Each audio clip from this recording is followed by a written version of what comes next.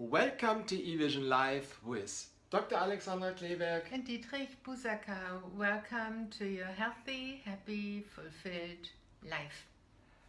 Welcome to eVision Live, your broadcast on self-healing and potential development, brought to you from the eVision Institute. And our topic of the month is the power of practice. And today's topic is rituals. Last week we were discussing about talking about embodiment. Embodiment is a first step for practice, how to use your body to get the information, the knowledge you have into your practice. Today is another element. This is our everyday life, our everyday routine, and you call it rituals. No, I don't call them routine rituals. So what is the difference between routine and rituals? A routine is a behavior that is automatized and the brain loves it because it's easy. I think we love it too. You know, when you drive a car, once you've learned it, it's easy how to do it and you don't think about it. Do I have to do this or that? It just automatically. So the brain really loves it. Mm-hmm.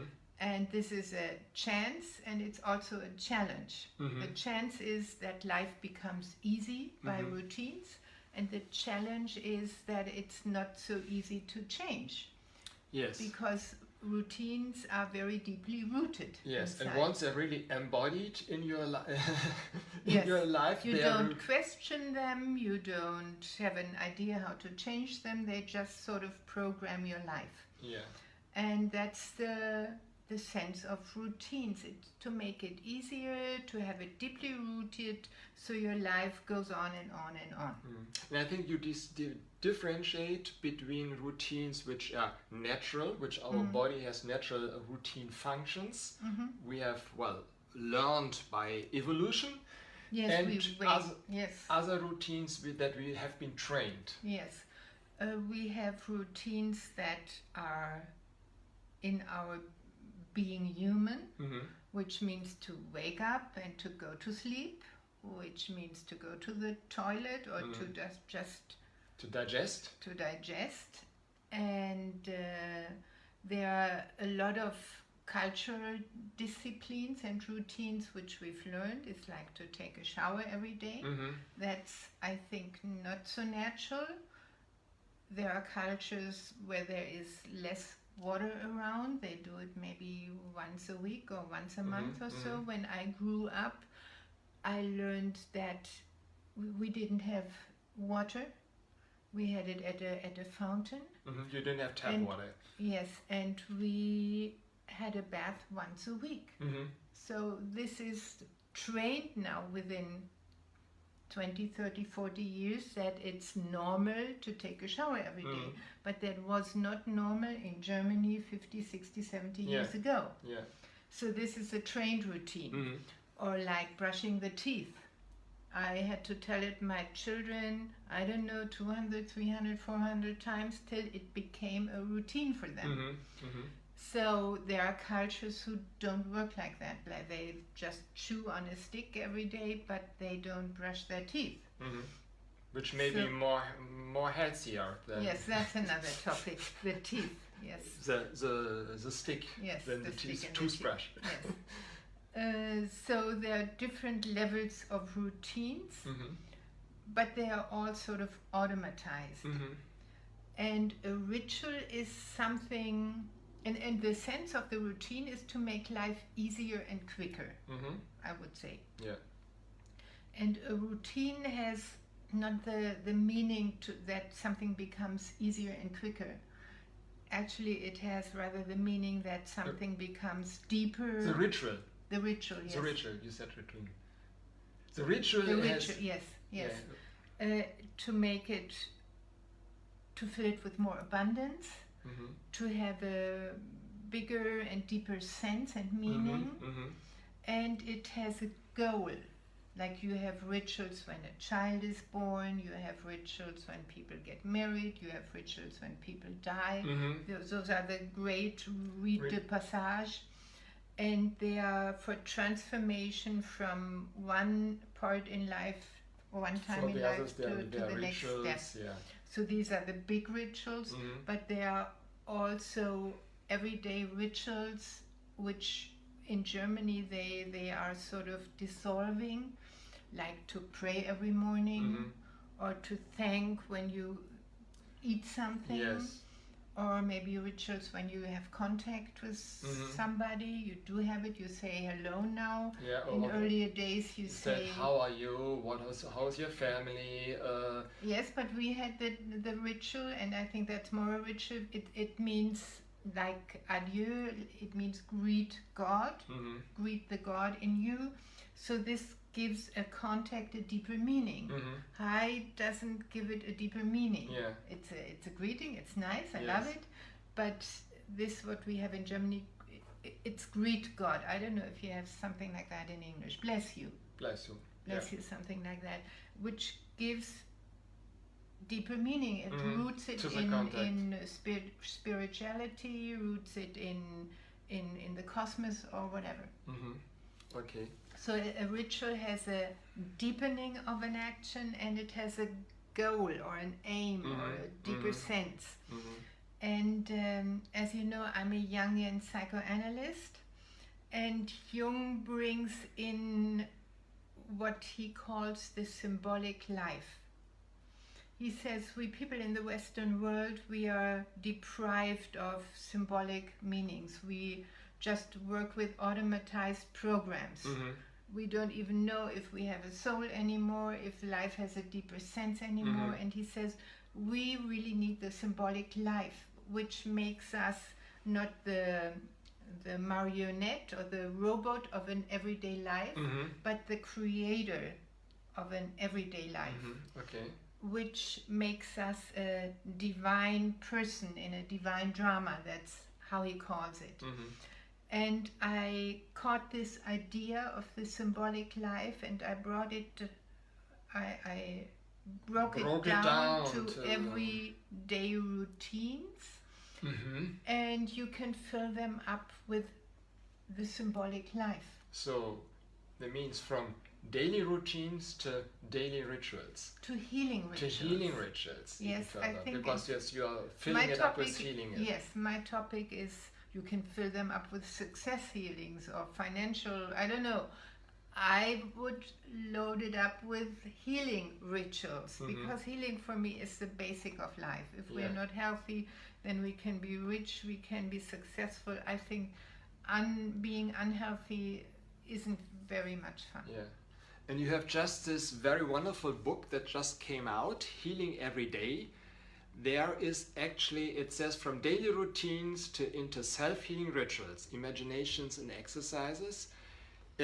Just was published by Balboa. Yes, it's older. In Germany, I've written it 5 years ago, and now it finally came out in English. And we probably do some extra video to celebrate. Yeah, we will have a virtual book tour on this, so just check out. It will come out within the next 4 weeks. Yeah, there you describe very in detail all these elements of how to getting into rituals. What would then be? Could you give some examples of it? What would be rituals of the everyday life? So it's not the great rituals; it's the small rituals where you can learn to change. It doesn't mean. Does it mean that I need more time than if I take in my daily life? No, or? I think that's a very good thing. I have a lot of entrepreneurs or managers or busy housewives, and they say, "Oh, I don't have the time to do anything more. My schedule is full." And the problem with meditation, with fitness gym, with other sort of exercise is that you have to cut them off out of daily life. Yeah. And once you're on vacation or once you get sick, it's hard to come back again because they are not really tied up into your daily routines. It's an extra routine. So I'm not that routine type. So, well, I do go to the gym now once a week. That's how I can make it. But only because it's very fast. Very fast. But I don't like to go on this strong discipline. Okay. So I rather like it the other way around, and just to combine it to the doing I'm doing anyway. So what you can do, you can bring healing rituals in your going to sleep, in your waking up, in your dressing, and in your undressing, in your going to the toilet, in your flushing the toilet, in your taking a shower, into washing your hands, into passing the mirror, and so forth. Of course, into when you start eating, when you open the window, you can open the window of your soul. Okay. Yes. Or when you close the door, you leave all this experience behind, so you can tie it to all sorts of routines you have during the day. And this remembers me one of this, I think the stories, this is also here in the book. There you have 3 stories about monks, and one story is about 2 monks, and one monk is smoking. in the break. In the break. So the younger Meditation break. And the younger monk asks the older one, but how can you smoke during our meditation break? This is completely forbidden by our master. And the other says, no, not at all. I got the permission to smoke during our meditation break. So the younger monk didn't believe. He went to the master, the guru, and asked him, what is it allowed to smoke during our meditation break? And the master sure said, no, not at all. It's it's not allowed. And the young monk came back to the older one and said, what, the guru, he confirmed it's not allowed. But then the older asked the younger one, how did you ask the guy? Yeah, ask him if I'm allowed to smoke during our meditation break. And it said, no, this is for prayer, this is for meditation, it's not allowed. Yes, the older monk said, I asked differently. I ask if I'm allowed to pray during my smoking. And the guru said, sure, I'm allowed to pray during my smoking. And that's why he was now able to smoke. Well, we don't want to do any promotion of smoking here, but rather promote praying. But do whatever.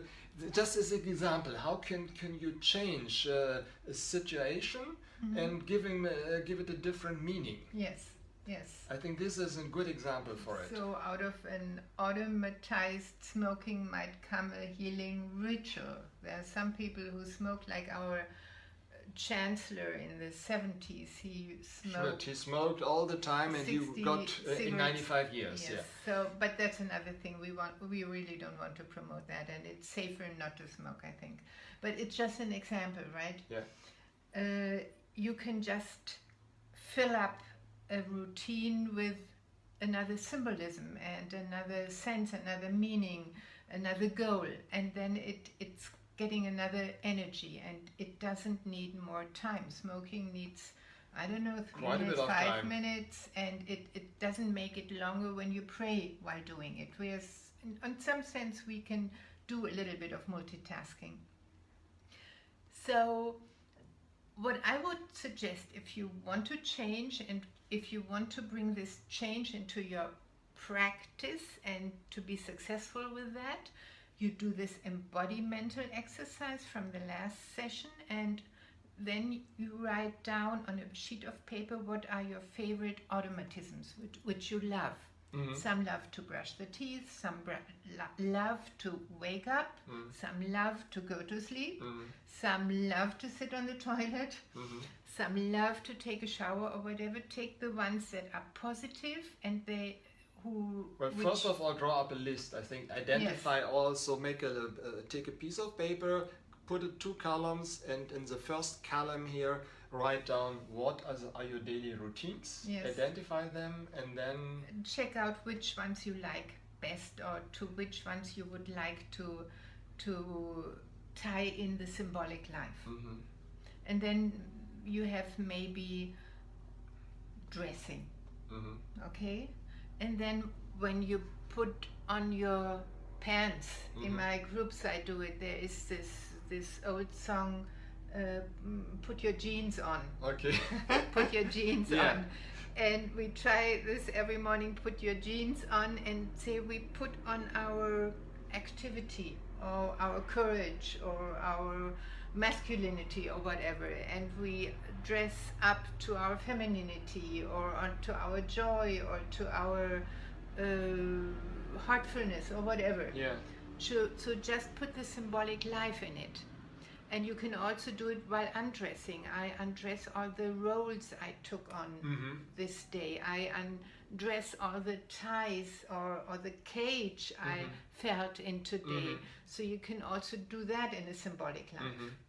So just create a healing ritual for this, what you're doing. Or if you like to comb your hair, you can put a symbolic meaning in it. Okay. Yes, I comb my hair to feel energized, Yeah. or I comb my one did it and she did comb her antennas for the day. Okay. And another one of my group, she oiled her back Okay. and her skin, and she said so all negativity just slips off.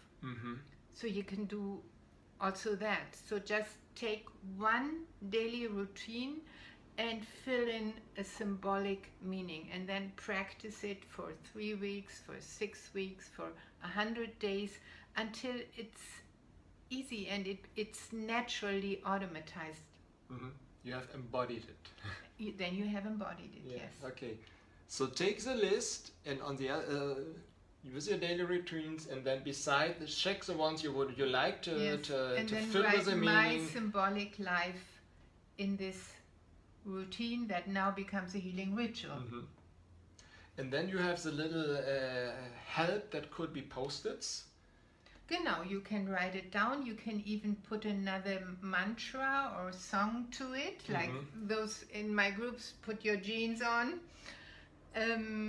And you put it on the shower, or put it on the closet, or put it on the toilet, or put it over the sink, and then you sing it or say it, and you move with this symbolic life. And this might be enough for changing the whole personality.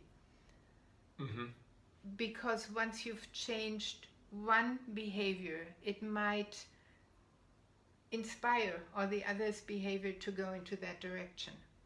But it might also be that you have this shower exercise or dressing exercise, and once you've done that, you say, oh no, I want to have this in the symbolic life as well. And then you do the next ritual routine.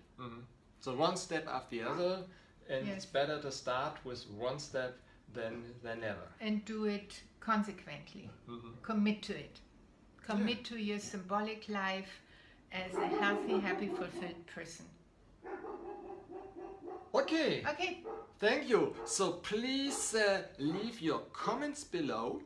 And one special comment that we would like to get from you is, what is your symbolic life? What is your daily New routine, ritual. new ritual that you want to practice? I think it's good for your personal accountability. You can just write it down here, and please, so other people can benefit from it. And thank you so much. And well, Open your heart and start.